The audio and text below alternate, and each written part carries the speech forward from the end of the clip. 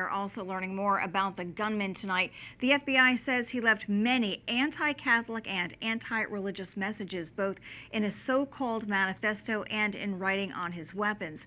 He also expressed a hatred toward Jewish people.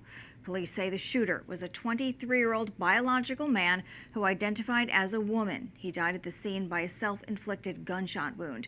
In one video posted to social media, the shooter allegedly mocked Christ and revealed messages, including one that said, "Where's your God now?" And for more, I want to bring in Jason Evert. He is the founder of Chastity Project and author of the book Male, Female, Other, a Catholic Guide to Understanding Gender. Thanks for joining us, Jason. Federal officials have identified the shooter as transgender. First of all, let's start with what that means. Yeah, well, transgender is an idea popularized beginning in the 1950s that your actual identity can be something other than your biological sex. Now, the word gender wasn't even used in any medical literature prior to the mid-1950s, but it is at odds, obviously, with Catholic anthropology that our body isn't something you have, like you have a pair of jeans, like your body is you. And when you untether your identity from your body, what will it attach to? Well, your personality, but there are as many personalities as there are persons, and you will literally end up with an endless spectrum of these gender identities. How do you address it from a Catholic perspective? Well, I think in light of the recent tragedy, I think first thing we need to point out is that most people who do experience gender dysphoria would never commit an atrocity like this. And most people who have committed school shootings do not identify as trans. And so I think it's careful that we at least explain that so as to not stir up animosity amongst young people who might be struggling with their sense of sexual identity. But I think the real core issue we have to look at is, are people who experiencing gender dysphoria receiving the mental health services that they need? And I think it's an unequivocal answer of no, they're not.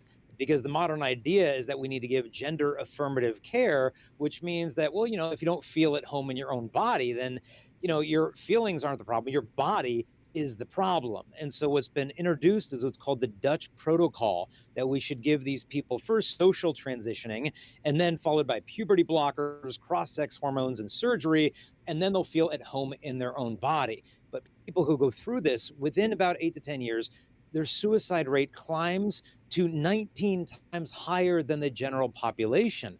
And so it's not working. We're actually contributing to a mental illness instead of actually treating it. We're depriving these young people of opportunities and strategies to learn how to live in their bodies. And instead of that, we're giving them hormones and telling them that they can hurt their body in order to be their authentic selves. Jason, we know police are still searching for a motive. Preliminary details paint the shooter as someone with an inclination for violence, mainly through videos on the internet, which have since been taken down. But one media outlet is reporting the shooter confessed on video of being, quote, tired of being trans and wished he never had brainwashed himself. In your opinion, could any part of his transgender identity play into this tragedy at all? Obviously, we don't want to speculate, but if you give us some general thoughts. Yeah.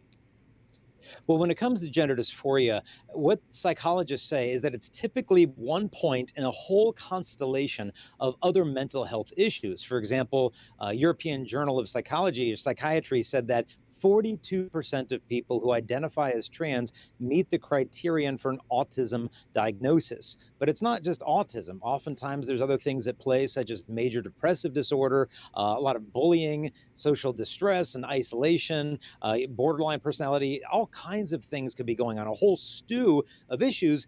And if they're being told, well, hey, you just need to, change your outfit or change your name and you'll feel at home in your own body, as I said, it's depriving the young people to have opportunities to live in their bodies. Clearly a lot of complex issues overall with this. The data overall is pretty startling with this issue as well. Jason Evert, thank you so much. We do appreciate your perspective.